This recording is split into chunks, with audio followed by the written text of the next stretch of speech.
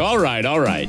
It's time for Buckeye Grove Instant Access. It's about time. With the latest breaking news, analysis, and much, much more from around the world of Ohio State. Brought to you by BuckeyeGrove.com and the Unscripted Ohio Podcast Network. You're so money and you don't even know it. Let's move quickly and hand it off to our host, Kevin Noon. It's time to start running!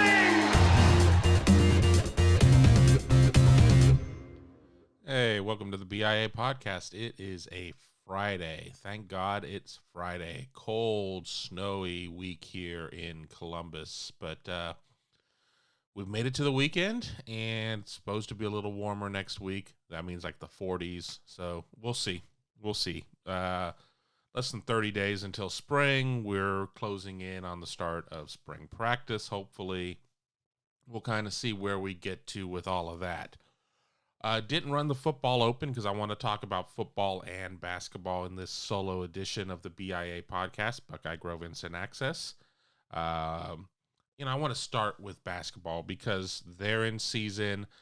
The Buckeyes coming off a 92-82 win over Penn State last night, and Ohio State is still very much in the mix for a top seed in the NCAA tournament.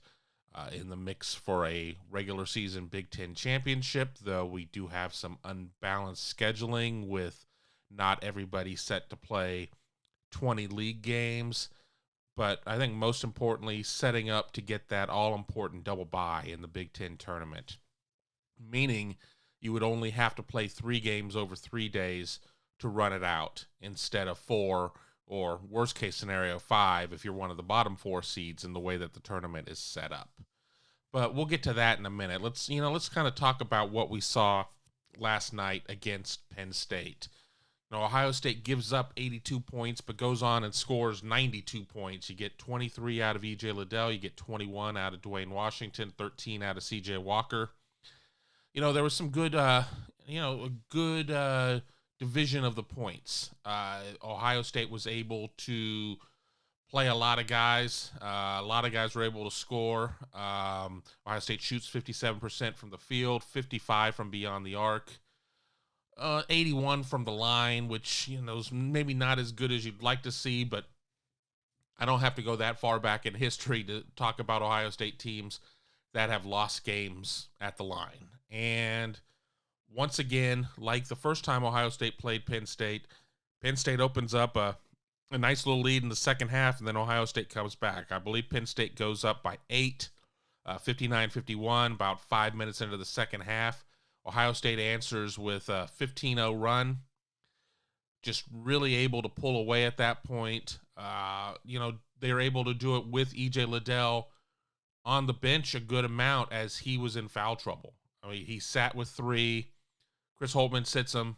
He comes in, dodges a bullet on a defensive play, and then draws a charge to pick up his 4th foul. He only ends up playing 28 minutes in the game. So Ohio State had to do it without him. Zedke only saw 4 minutes in the game. He picked up 3 quick fouls. No points, as I said. Not one of his better games. So Ohio State had to rely more on, a look with Kyle Young out there. They had to go small. A lot of things going on with what they were able to do against Penn State. And, the thing that I like to see is when those 3-pointers are falling. And Ohio State was 11 of 20. Dwayne Washington, 4 of 5 from beyond the arc. E.J. Liddell, 2 of 2. Justin Orange, 3 of 7. But when he hits his, he always seems to find the most clutch moments to hit his threes. Overall, a real strong team effort in a game that easily could have been considered a bit of a trap game. Now, Chris Holtmann said that going into this game, they weren't looking ahead on the schedule. And, it's one thing to say that. It's one thing to believe that. It's something completely, entirely different to be able to live that. You have 3 games coming up, and we'll talk about that schedule here in a second. You got 3 games coming up against teams that are top 3, top 5, top 12, with all of that going on, there's a lot of distraction going against a Penn State team that doesn't necessarily come into this game with the greatest record. And just with the way that everything sets up, Penn State doesn't have a really good record, but just based on the power of the Big Ten, the net is still there to where, with this game being in State College, it's another quad 1 win. Ohio State's sitting with 9 quad 1 wins, most in the nation. Testament to just how difficult the schedule is. But when you look at KenPom and you look at some of those other metrics, Ohio State's schedule isn't quite there yet, but it will be there with games against Michigan, Iowa, and Illinois still to come. And then the fourth game is up in East Lansing against Michigan State. But the good news is with Michigan, Iowa, and Illinois, all 3 of those games are in Columbus. And again, we're not dealing with 25%, 50%, 100% of Value City Arena being full. I mean, we do have, family in attendance now. So there isn't that home court per se. But it's always nice to be shooting on rims that you're familiar with. You're used to the what the backdrop looks like. It's setting up for a real tremendous finish. As you talk about the Big Ten standings, and you have Michigan with 1 loss, and you have Ohio State sitting with 4, and I believe Illinois has 3. I'm pulling them up as I'm talking right here. You think you have everything in front of you, and then lo and behold, you don't. It's a good situation where, okay, I got it now in front of me. Michigan sitting at 10-1, Illinois is at 11-3, Ohio State's at 12-4, Iowa's at 10-5. So Ohio State is still 2 games ahead of 5th place Purdue in terms of the loss column. Obviously, Ohio State does not have a tiebreaker over Purdue, with the Boilermakers sweeping Ohio State this year. So it's going to be of utmost importance to at least garner a split of these 4 games. I mean, I think it's going to be really important to be able to do that. I mean, if you sit there and you're sitting at 14-6 overall in the conference, I think you should get one of those top 4 seeds. But, I posed a question over on BuckeyeGrove.com I don't know, at the start of when Ohio State had 8 games to go. And I said, what is your thoughts? What do you think? And it was a poll. How do you think Ohio State's going to finish the regular season? And it was anywhere from 8-0 to 0-8. And, most of the people were kind of around the middle. There was a lot of 6-2. There was a lot of 5-3. I mean, we went all the way down to 3-5. But then again, remember, it's a message board. And there's always going to be somebody who just likes to be a contrarian. But of all the votes, I'm just doing the math right here, 79% of them were at 6-2 and 5-3. Ohio State's already sitting 4-0 right now. So if Ohio State goes 1-3, they hit that 5-3 mark. If they can split them, they go 2-2. I don't want to talk about these games out of order, but I need to talk about these games out of order for it to make sense. Michigan State, God bless them, just not very good this year. Breslin Center is always a real tough place to play at, but we've just not seen anything out of Michigan State this year. It's not from a lack of effort. They don't have the guys. They just don't have the guys. So, I don't ever want to just chalk a game up and say, well, this one's going to happen or whatever, especially coming off of the Michigan game just a couple days prior. I mean, Ohio State goes and beats Michigan. I mean, they could come out flat against Michigan State. You don't know. But all things being equal, let's say Ohio State picks up that Michigan State game. So then you have games against Michigan, Iowa, and Illinois. I watched some of that Michigan game last night against Rutgers, and Rutgers couldn't buy a basket. And I understand that Michigan's a top 10 team in defensive efficiency, but Rutgers couldn't buy a basket, plain and simple. They were just kind of bad in that game. So you're looking at a Michigan squad that has played 2 games since coming off of an extended COVID pause. They go to the Kohl Center, beat Wisconsin, look really good in that. They're at home, beat Rutgers, who, Rutgers is firmly in the tournament field. Let's not diminish what Rutgers is, but just didn't look like the same team that we'd seen earlier in the season. And of course, Ohio State has wins over Rutgers. They went to Piscataway and won 79-68, and then they beat them 80-68 in Columbus a couple weeks prior. Didn't really look like the same team. I mean, I've not seen Rutgers struggle that much to score, and it wasn't hand in the face, taking bad shots, off balance, whatnot. I mean, they were missing bunnies. They were not finishing at all at the rim. So I don't know what to think about this upcoming game against Michigan.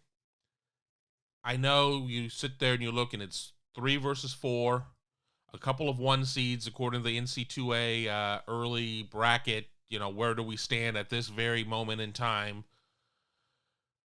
Michigan does a lot of things well. And I think before Ohio State was on its 7-game win streak, and you would have asked me about that game, I'd say, I think Michigan probably wins by 10. Now, I don't know. There's part of me that wants to say, Ohio State's going to, Ohio State's the hot team in terms of having played week in and week out, multiple games a week or whatnot.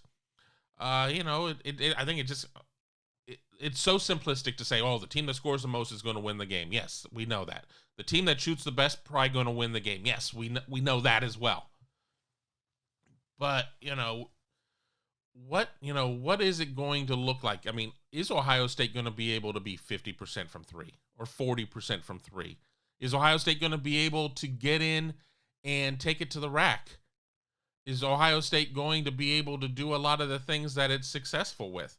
Is Michigan going to be able to get guard play and be able to just outscore Ohio State?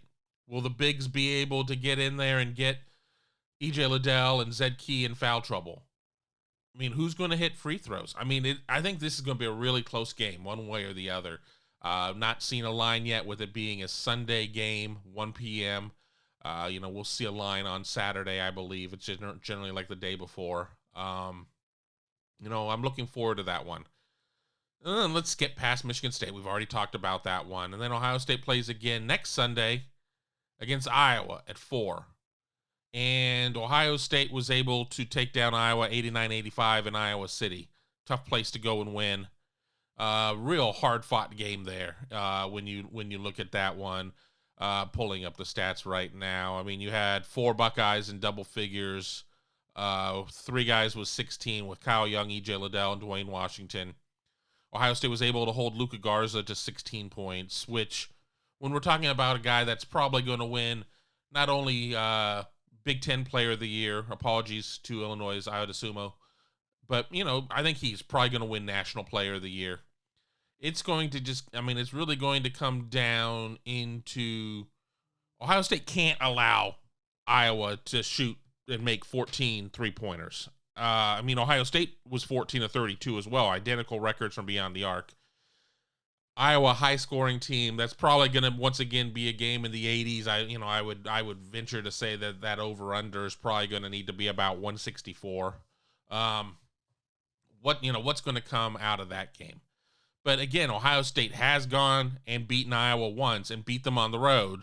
So there certainly is the potential that we could see the same. I don't know.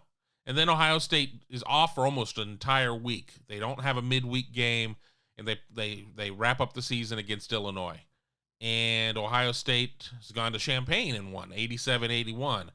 And again, another game of where Ohio State was able to do a lot of things well. I mean, Iowa Sumu 22 points in that game, but he's second best player in the conference. I mean, he's 1A to Luka Garza. Ohio State had a huge game, homecoming for E.J. Liddell, 26 points there, 10 of 16 from the field, 7 boards. I mean, just a monster type of game where you got 11 out of Arns and 11 out of Seth Towns, and then everybody else was in double figures. I'm sorry, 11 out of Dwayne Washington as well, too. My mouse was over that. But he was 3 of 10 from the field. A different Dwayne Washington than from what we're seeing right now. We're seeing a Dwayne Washington that's playing a lot better. Could Ohio State go 4-0? I mean, it's entirely possible. There's no reason why that couldn't happen. I mean, that would put Ohio State sitting at 16-4 in the conference. I mean, again, that's best case scenario. I don't know how many games Michigan has left on its schedule. I mean, obviously, for Ohio State to get there, Michigan would have another loss because it would be a head-to-head to Ohio State, so that would be 10-2 at that point. Are there 2 more losses on the Michigan schedule? I don't know. And the question was brought up. We had the opportunity to talk with Ohio State Athletic Director Gene Smith on a Greater Columbus Sports Commission virtual sports report Zoom call. That mouthful to say right there on Thursday. And he was asked about determining that regular season Big Ten champion. And, I mean, he did say that, he was okay with how, everything kind of sorting itself out. But I was very quick to say in an internal thread with other staffers over at BuckeyeGrove.com that, he better be fine with that. I mean, the Big Ten changed a rule that was, well-intentioned but probably poorly, derived for football. And Ohio State would have been on the outside looking in with only 5 games played before the Big Ten championship game. It certainly would probably be bad optics if Gene were to jump out and say, hey, whoa, you haven't played enough games, whatever. What I'd like to see, though, is I'd like to see Michigan making more of an effort to make a couple of these games up. I mean, certainly there are weeks where you only have the 1 game. We saw Nebraska play a ton of games over a short period of time. And that doesn't necessarily mean that the schedules are always going to align. And I'm going to be honest, I haven't sat down and looked at schedules to say, okay, well, you can plug this team in here and you can plug that team in there. So, I get it. But it just kind of feels that you have Michigan saying, we're fine with 17 here in Blackjack. We're fine. But, that's the smart play for them to make. But I don't know. I don't know how I feel about that. But again, Big Ten regular season championships are all well and good. This is a pretty special Ohio State team. I'd like to see how things set up for the tournament after the Big Ten tournament. But, we got a lot of time to get there. I'll certainly have on other staffers from Buckeye Grove, probably a couple national guests as we lead up to the NCAA tournament and everything there. But I want to take a quick break here on the BIA podcast. And on the flip side, we'll talk a little bit about football. And then we will send you on your way to hopefully a happy, healthy, and fun weekend. But we will be back in a quick 30. Egg Water Conditioning has been treating well in city water in Central Ohio with American-made water filtration products for over 60 years. Have a water quality problem? The water treatment experts at Hague know how to solve it. Not sure if your water softener is working? They will test, inspect, and sanitize any brand of water softener for only $20. Schedule a system checkup or water test today by calling 614-836-2195 or visit them online at HagueH2O.com. That's HAGUE H2O.com. Welcome back to the BIA Podcast. I am your host, Kevin Noon, flying solo here on a Friday morning, probably going to be afternoon by the time I get this posted. The NCAA made a decision this week in terms of recruiting and extending the dead period from April 15th to May 31st. And I have all sorts of problems with that. In a lot of ways, I feel that the NCAA is looking after the NCAA and not after the welfare of the prospective student athletes that they are claiming to be caring about in this situation. It's really easy to say as the NCAA, well, we're not satisfied with, where things are in terms of safety and testing and whatnot, and we don't want to introduce people from outside of these, quote unquote bubbles to come on campus. I mean, basically what I'm hearing is we just don't want to deal with if somebody ends up coming on campus, gets sick, or gets somebody sick, and then lawsuits derive out of that. And I understand we're in a way too litigious society. And yes, hashtag stick to sports. I mean, shut up, Kevin. We don't want to hear your views, and I really don't want to share them. But, you pour a cup of hot coffee in your crotch, and you sue and get millions. You put, like, Gorilla Glue in your hair, and now you have a lawyer because you put Gorilla Glue in your hair. At what point do you think that's going to work? But I digress. I can certainly see the NCAA being concerned about any legal ramifications that could come out of that. But yet, we have played an entire season. But yet, we had 25,000 fans at a lot of games in other conferences down the stretch. But yet, we had fans in the stands at the semifinals and championship game. But yet, we have 7-on-7 tournaments going on already, and we're starting to see the camp circuit fire up here soon. So, to me, it just really feels like the NCAA is just kicking the can down the road. And their best offense is playing defense and saying, well, we're just not going to deal with this now. And we're going to be upwards of 14, 15, 16 months before kids can take visits. You have an entire class, save one or two guys in 2021, who are signed, sealed, and delivered, many of them already on campus, who never got to visit their campus if they didn't go and get to see them as sophomores or early into their junior cycle. Never got to see the place that they're going. You've got the class of 22 who we have a December signing day, which, is still 9+ months away.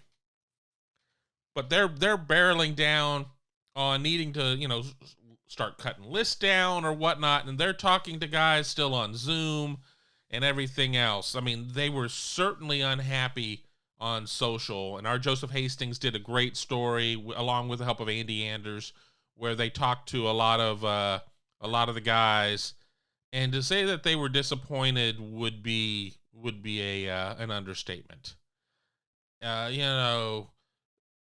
It's just, you had a running back Target saying, I'm not committing if I can't visit. He deleted the tweet, but I think it's a fair sentiment. It's like, it's another player. It sucks, man, for not being able to go see a college you want to see. There's a lot of guys were upset. I mean, there were a couple that were okay, who said that, okay, well, I understand it or whatever. But, that certainly, I think, was in a minority in terms of what the situation is. I honestly think you could have opened it up after April 15th. Very, very, very isolated, distanced type of visits. Are you going to sit there and have the kid come in and hang out with the team? Absolutely not. I think that the visit needs to be, you get to see the facilities, you get to talk to a couple of the coaches, like in a boardroom, across the table. I understand, again, I understand some of the issues that are there, but it's not like we didn't have a season. We had a season. They played. I was there. I saw the games. They played a season. I just don't understand how you can sit there and do that to these kids that you're asking to make these types of decisions. And the worst part is, I don't really expect there to be any relief on the tail end of it in terms of, changing the calendar or anything like that. And I don't know that for a fact. I just have a very bad picture in mind when it comes to how this is going to be handled. And when you sit there and you look at the Division I Council and the D1 Council. I don't know what their official name is, one or the other. And there are just a lot of people on that committee that just, are not heavily involved. Are not involved in football altogether, or certainly are not a program that goes out and recruits on a wide stage. And, I'm not saying, oh, woe is Ohio State, woe is Alabama, woe is Clemson. How are they ever going to survive this and bounce back from it? They will. If I'm a smaller school in Division I, I'm probably upset about this because I'm not being able to really build any sort of relationships with some of these kids who could be late bloomers. If you don't build that type of relationship, you have to hope and pray that you can hang on until the bitter end with some of these guys. If that's not there, what does that mean? What does that mean? I just don't see people, and I'm trying very much not to single out any schools because I don't want to act like I'm speaking on behalf of anybody. That's not fair. But I just think that it hurts. Number one, it hurts the kids the most. Far and away, 1, 2, and 3. But number 4, it hurts, I think, the smaller schools because it hurts their opportunity to get in with these guys. There's no evaluation periods going on at that point. We lose our spring evaluation period.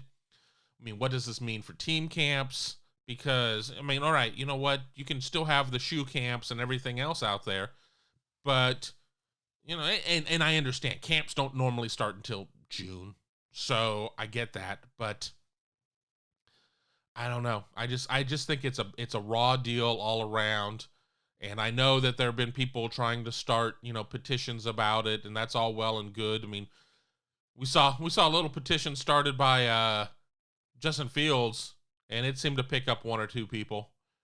But I don't think that anything's going to happen. I don't care if you're a 2-star or a 5-star starting this.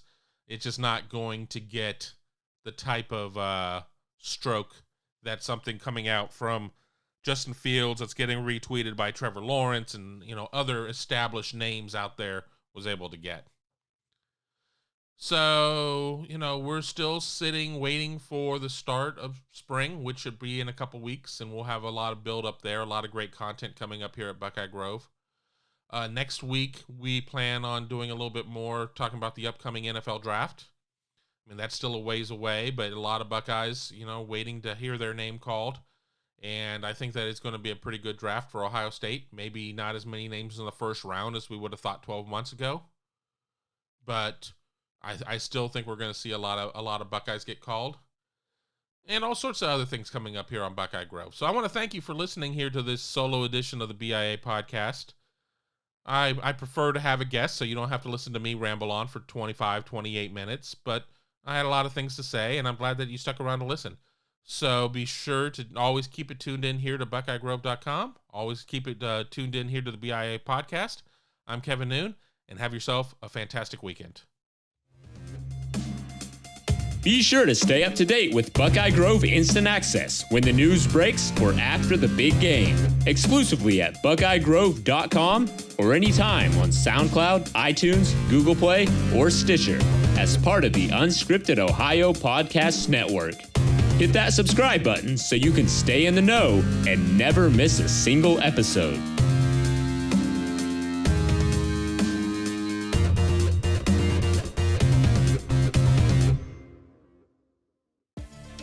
Thanks for watching. Be sure to click on that subscribe button so you don't miss a single thing, and come visit us over at BuckeyeGrove.com for all the best Ohio State information on the web.